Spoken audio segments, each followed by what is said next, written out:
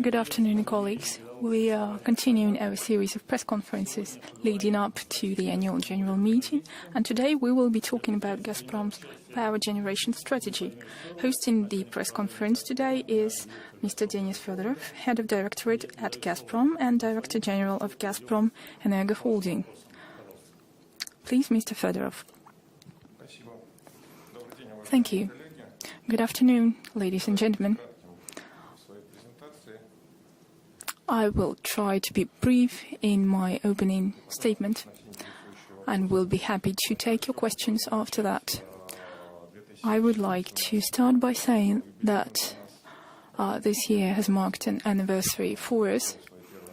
10 years ago, Gazprom purchased its first power generating assets, and the board of directors approved the strategy to develop its power generating assets. We are now fully completed with that and done.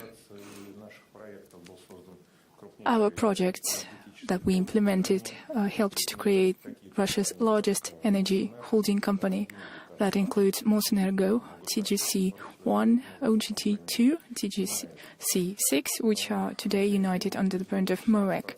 Today, we produce 16% of all power in Russia. We are the largest heat producer in Russia.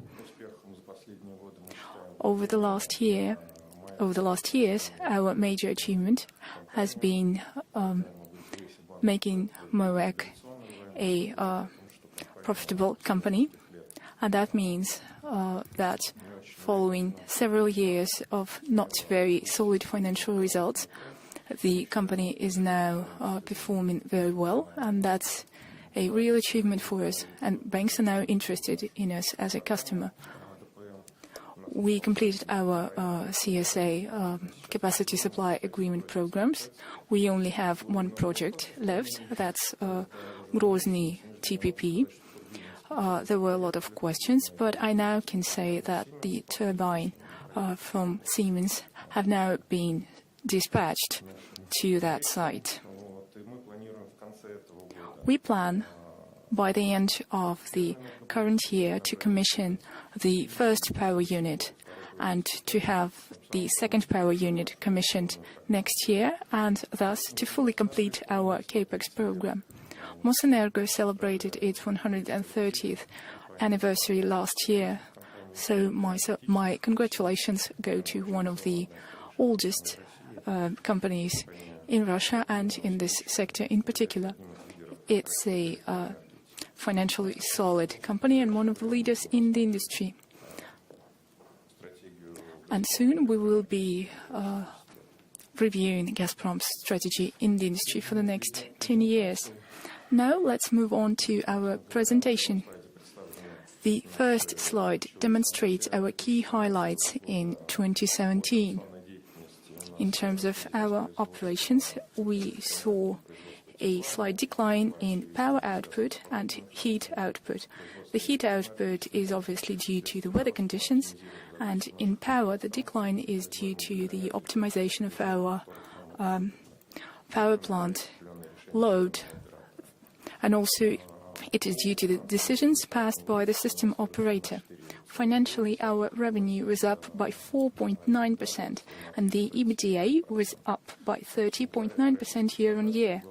That's metrics under the Russian accounting standards. So far, as of today, we do not have finalized results under IFRS. In terms of investments, as I've been saying, our investment program is almost completed. We built 8.6 gigawatts of new efficient capacities. In 2017, we started market supplies at central CHPP of TGC-1. Those have 2 new gas turbine units. And we also continue with our project of Grozny TPP. As for the highlights, as you can see, it's the strong rise in our EBITDA, above all linked to payments under CSA programs, and also decommissioning of old and inefficient equipment. We also saw a strong rise in the capitalization of our companies, But apparently we all know that the Russian securities market today does not really reflect the fundamental value of companies. There are some serious fluctuations caused by external factors. Now the key operating metrics on the next slide with a breakdown by company. I think I'm not going to comment on that because here everything is basically clear. Just let me repeat that the output of electricity and heat was down across all the companies. The reduced heat output is due to the weather conditions, to the warmer weather. Now the key financial metrics under Russian accounting standards. I've already commented on those, and here you can see more details, again with a breakdown by company. If you look at our EBITDA for 2017, that is coming from new CSA programs, that's 67 million rubles. So that's more than half of our EBITDA for the year. In terms of our leverage, our performance was also quite strong. You can see that in 2012 to 2015 our debt was growing, and in 2016 and also last year we finally started deleveraging. And last year in particular saw quite a strong trend in that, and we believe that's a good evidence of our financial sustainability. Our net debt to EBITDA ratio currently stands at 1.1, which we believe is a very good result for us. In this ratio, we aim to focus on our parent company and its guidance. The next slide, dividends of Gazprom Energo Holdings companies. You see that the dividends are going up, and that trend will continue for this year. And the net debt to EBITDA ratio, it's all here on the slide. That's 2.1 for OGC2 and 1.1 for TGC1.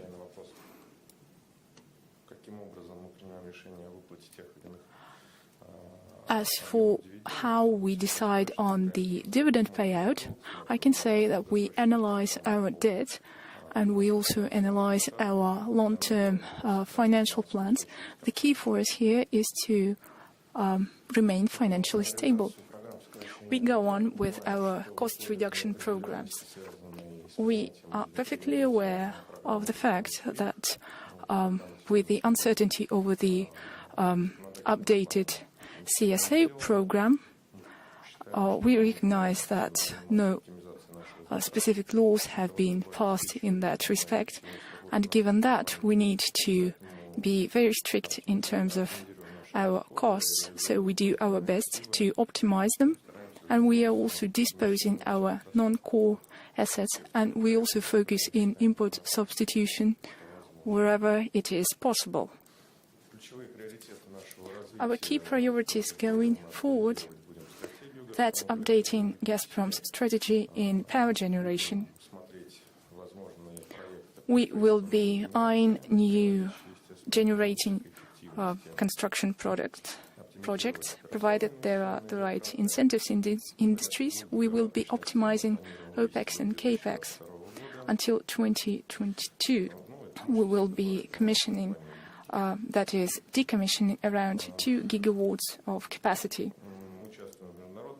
Also, we will be involved in Gazprom's international projects and our own international projects, that the construction of the Pančevo TPP power plant in Serbia.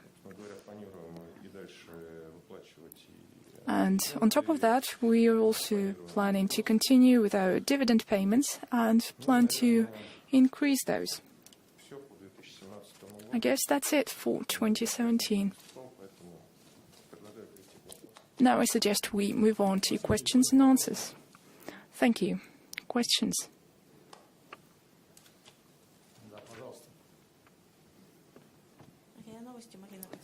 Question Question from RIA Novosti. Could you please provide us with guidance for your profit and EBITDA for 2018 and also plans for new debt, including bonds? In terms of bonds, or rather, let's start with our plans and guidance for net profit. That's 32.5 billion rubles for Gazprom Energo Holding. Do you need breakdown by companies? If yes, then just a second. For Mosenergo, that's 13.2, TGC1 4.2, OGC2 7.4, and MOEC 7.6. I must say that this is a very conservative guidance, and maybe those will be revised following the result of the first quarter in the middle of the year, if we see that our financial targets are exceeded.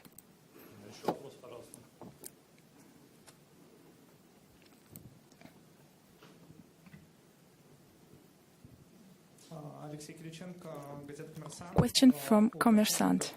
Gazprom Energo Holding previously had plans to build electric power stations, fueling stations in St. Petersburg and Moscow. At least you considered those plans. Are those plans still relevant? And if yes, what are your intentions? For Mosenergo, we have plans for 150 fueling stations of that kind, and we are considering another 200 stations of that kind. For St. Petersburg, we have an instruction by the Board of Directors for TGC1 to develop a program for those stations to be introduced in St. Petersburg and the Leningrad region. As for wind generation, we will be participating in a tender for a 150 megawatt power station. Question, who's tendering that contract? Mr. Fedorov, it's the Market Council, so it's the standard story basically, and we will be making an application at the end of this month.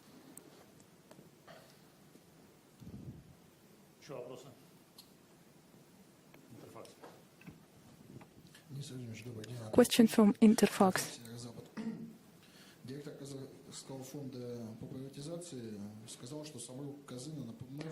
Kazakhstan Samruk Casino Foundation was ready to offer up to 100% of Samruk Energo. Would Gazprom Energo Holding be interested in that?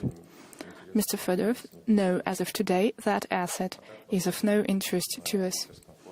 But generally, we will be taking a look at that presentation in the St. Petersburg International Economic Forum. But today, no, we're not interested.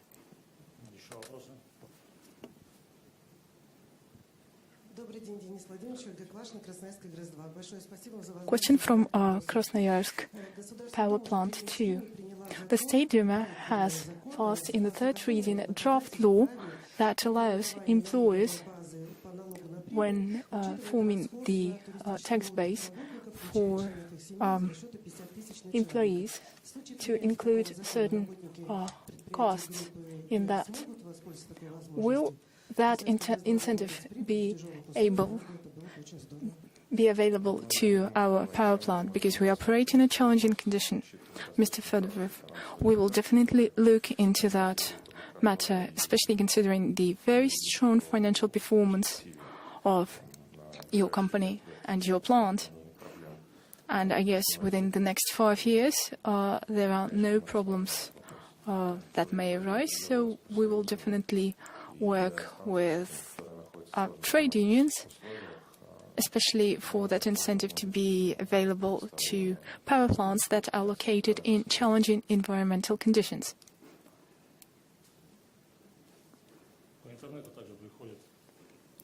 We're also receiving questions from the internet. Federal Agency of News. You've had a lot of problems with coal prices, and global coal prices are up again. Do you need to now renegotiate the pricing formula to reach an acceptable solution? Mr. Fedorov, that's a pressing and painful issue for both us and coal mining companies. As you are well aware, we quite often have a lot of disagreements with coal miners, and we often request support from the ministry and also from local governments. A case in point is the Novocherkasska power plant. And last winter, we were very likely to go below the ministry's minimum required thresholds for coal inventories. And we are monitoring those levels, which finally recovered very closely. And we even looked into the possibility of building a new gas pipeline to provide not coal, but gas for that power plant. For TPP 22 of Mosenergo, we also use all grades of coal that can, at the same time, can be sent to export sales. So given that, we will be transitioning that power plant to gas only, moving away from coal-fired generation. And that's, above all, will have a positive impact on Moscow's environment. And also that makes perfect economic sense, because given today's current coal prices, gas is much more profitable for us. So in each specific case, we aim to reach a compromise, a trade-off. Our example that we had in Cherepovets. If we decommission the old part of Cherepovets power plant, the city will be faced with very serious problems, because we cover around 60 to 65% of all coal mined in Inter. We have quite a challenge in Novocherkassk, where we also act as the key purchaser of coal from Vostochny mine. And often, our power plants operate often at a loss there, but we understand very well that if we stop buying coal there, social implications will be extremely harsh. To that end, we initiated a meeting with the Ministry of Energy, and were quite a lot of meetings actually, where we argued that in the European part of Russia, the prices for coal-fired power plants are much lower than in price zone 2, and that's quite weird. It can be probably an incentive for us to decommission those capacities. And if that's the case, then we will be doing that, but the ministry need to assess all the implications that it will have for respective regions. So we achieved mutual understanding with Minister Novak to have prices raised for Novocherkassk power plant. But still, unfortunately, although an arrangement or a general agreement has been reached following the meeting in the ministry, today we still do not have that decision in place.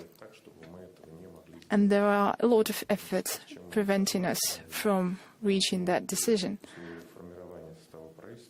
And after the new government is approved, we will be approaching the ministry to follow up on that matter.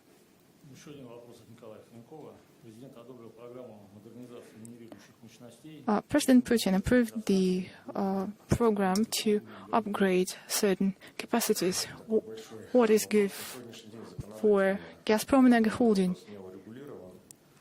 Well, as of today, this matter is not covered by existing laws, so there are a lot of discussions about that. There were deliberations about the so-called CSA, the upgraded CSA program, but it's still in the process. Internally, in terms of our priorities, our top agenda is to replace one of the turbines in Mosenergo, and also replace equipment at Krasnoyarsk power plant, and also Surgut and Stavropol power plants, that's SDPPs. And TGC-2, those also include power units.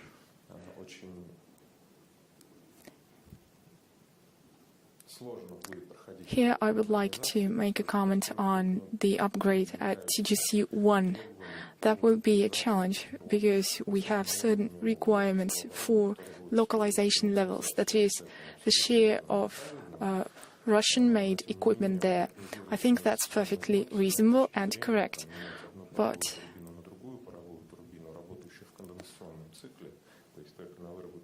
I believe we need to analyze whether we can replace just one turbine with another. We will achieve only a several percent increase in efficiency.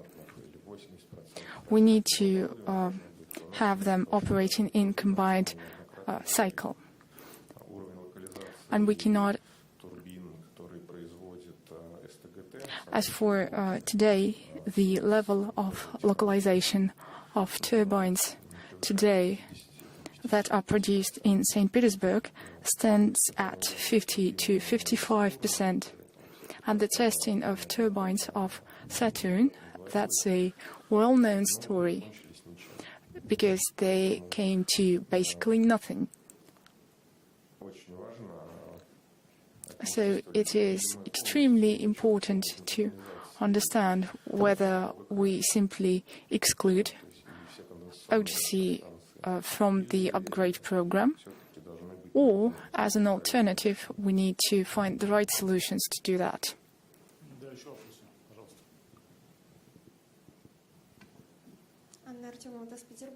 Question from TASS, St. Petersburg, about the construction of a power plant in China.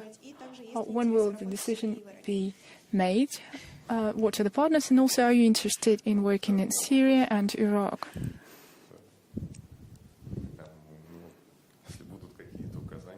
As for the second question, if we receive relevant instructions, we will be looking into that, but we do not have any willingness to operate in Syria or Iran.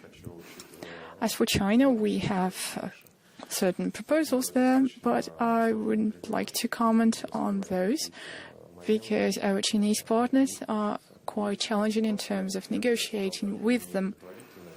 And I wouldn't say that those are preliminary agreements that we have, but even the preparations for them.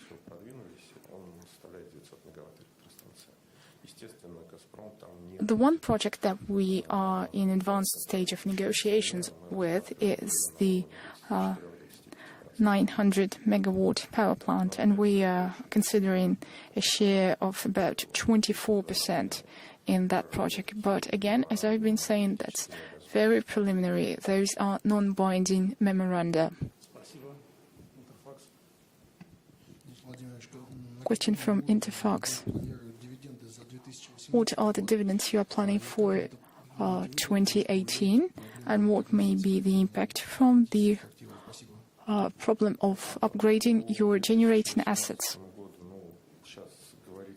For 2018, it is still premature to talk about that because it's our parent company, that is Gazprom, that is responsible for that decision. So we have to get approvals from Gazprom's respective departments responsible for that. But we plan at least to pay 26% in dividends and to continue with our deleveraging efforts. That's the first thing. Second, our models that we are currently developing for the upgraded CSA projects. Those CSA programs, if they are put in place, will have no impact whatsoever on our dividends. So we believe, as of today, that we will be able to ensure at least 26% of net profit in dividends to shareholders and also to continue investing in our key projects. That's 26% of net profit under the IFRS. But today, as I've been saying, we are not providing information on financials under IFRS because it's still in the process of finalization. VTB Capital question. Are you planning to specify dividend policies for your subsidiaries instead of just indicating a level of payout in general?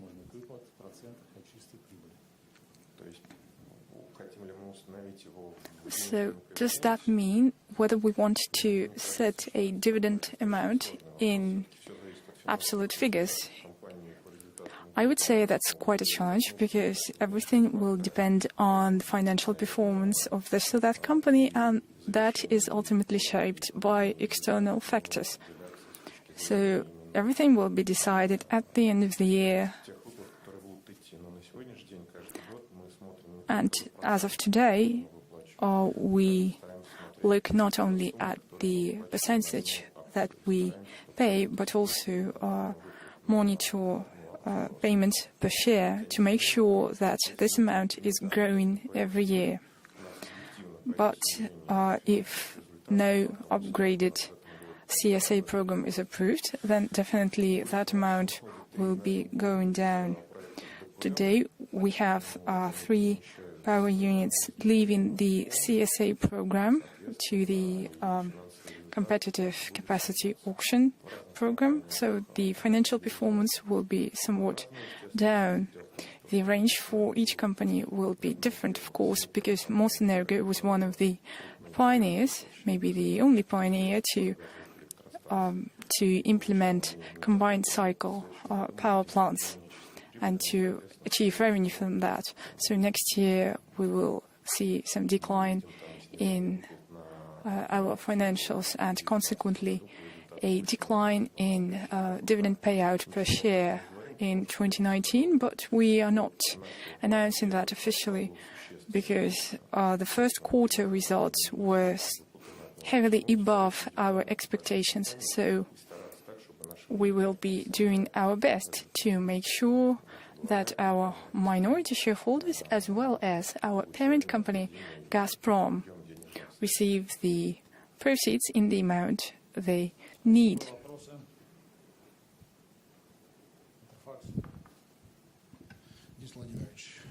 Question from Interfax.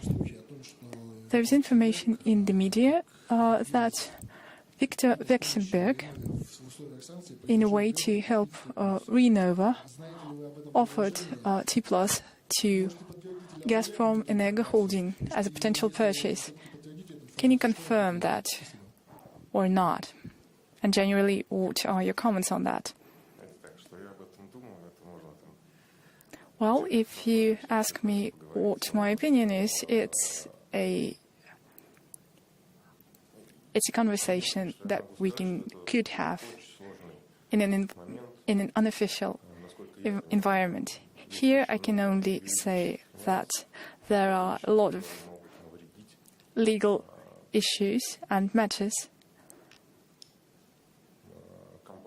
that can be detrimental to all the companies involved. So I will not be commenting on that.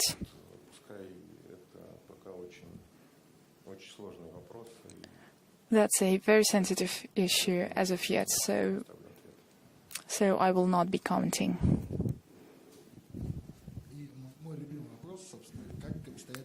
And again, my favorite question, what's the situation with the potential sale of the heating grid to St. Petersburg?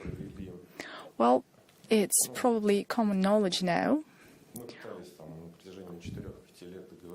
It's been 4 or 5 years that we have been trying to achieve certain agreements with the government of the region, but unfortunately we were unable to do that. So we opted for another way. We held negotiations with St. Petersburg Fuel and Energy Complex, TEC, to engage in an asset swap, boiler houses for heating grids. So as of today, the negotiations are almost completed, and we finally arrived at an arrangement that is acceptable for all the parties involved. And we believe that this asset swap is perfectly doable. We have no major disagreements. The city will have a unified heating company under its control.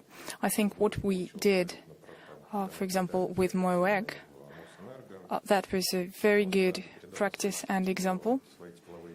Mosenergo transferred its heating grids to MOEG, and that resulted in the city having a very clear picture of the costs of heat supply, transmission, of heat generation, and so on. And it also provided us with a very considerable synergy in terms of how we operate.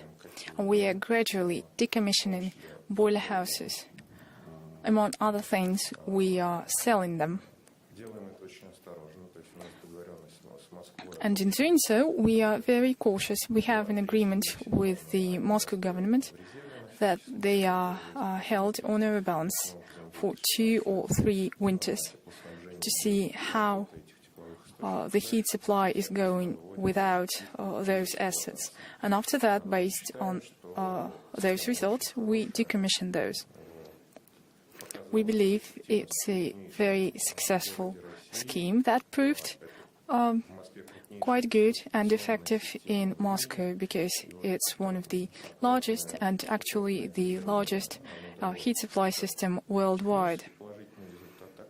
And the solution we offered was good both operationally and economically. And I believe that any large city with a heat supply system like that could learn from that experience. St. Petersburg could well adopt that practice and create a unified heating grid organization. Certainly, there are regions that rely on other heating grid organizations, but still, in this case, excluding those regions, there will be a unified entity for the entire city. So the city will be able to analyze its investment program in the long term to work with its infrastructure improvements in the long term. Bloomberg asks a question about the guidance for Mosenergo and TGC-1 net profit guidance. Our guidance is all in Russian accounting standards, for all guidance, for all figures. Ria Nosti question. Your key priorities include the sale of core assets, and it includes the so-called horizontal expansion. Could you comment on that? Another question. Previously you said that you had proposals about cooperation with mining companies. Can you comment on that? Mr. Fedorov, indeed, in terms of mining, we have a lot of proposals that we consider. We have about 2 to 3 companies submitting their proposals every month. Today, we do not have any major mining projects that we have implemented. But I believe that the options that we offer to our partners, they are quite comfortable. And it's quite possible that soon we will be able to announce a number of new successful projects. In terms of acquisitions of core assets, potential acquisitions, it's a standard wording that we have in our presentations, because basically any company always monitors the market and analyzes opportunities and offers that it may receive, and decisions are made on whether it is feasible and makes economic sense.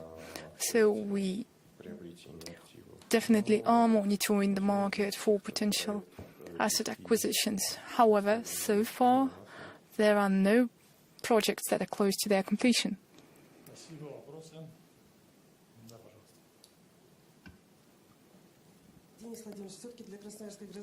Question for Krasnoyarsk power plant. What are the comments about the updated CSA program? Based on what you know about that, when do you think federal laws can be passed on that new program? The first updated CSA program was developed under the government led by Mr. Shmatkov, and it was even approved, but it never came into actual being. Today we have an instruction from the President, and as far as I know, the government prepared its proposals on the options that are available, or rather not the options, but on how the ministry believes that program should be implemented. We do have certain comments on those, but we believe that something is better than nothing, especially considering that we have been discussing that program for around 7 to 8 years, despite the fact that it is extremely necessary for everyone in the industry. So let me say that this program is very close to its completion, and once the new government is in the office, I think it will take 2 to 3 months before the first auction will be held. And certainly Krasnoyarsk power plant is one of our priorities in terms of upgrades. Question from Kommersant, follow-up question on the asset swap with St. Petersburg Tech. Will you have all the boiler houses? Yes, we will have all the boiler houses. So you do have a firm agreement with the CEO of St. Petersburg Tech, right? Mr. Fedorov, we have a very solid position there. We do have certain very minor disagreements, but those will not affect the process. Question: is that subject to approval by the governor or vice governor of St. Petersburg?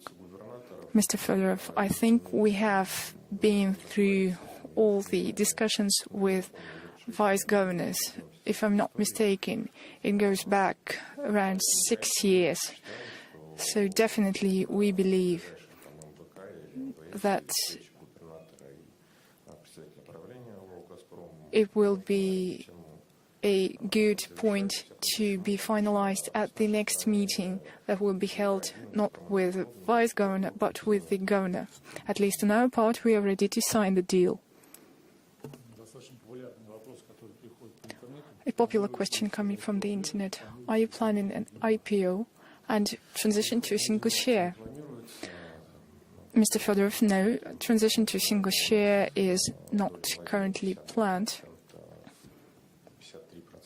We currently have a shareholding of 52% in TGC-1, so you can imagine the costs that we will incur to buy out the shareholdings and make offers that are attractive for them. And it's quite apparent that today the market is not very favorable because it does not reflect our fundamentals. So basically that would involve very heavy expenses that, in my opinion, are not, they do not make economic sense. As for the IPO, we need to wait until the market gets out of its turbulence. So we will not be doing that until the share prices are, well, representative of the fundamental value. Any other questions? Question from TASS. What is the deleveraging plan for this year? Mr. Fedorov, that's 19 billion rubles. Thank you. Thank you. The press conference is over.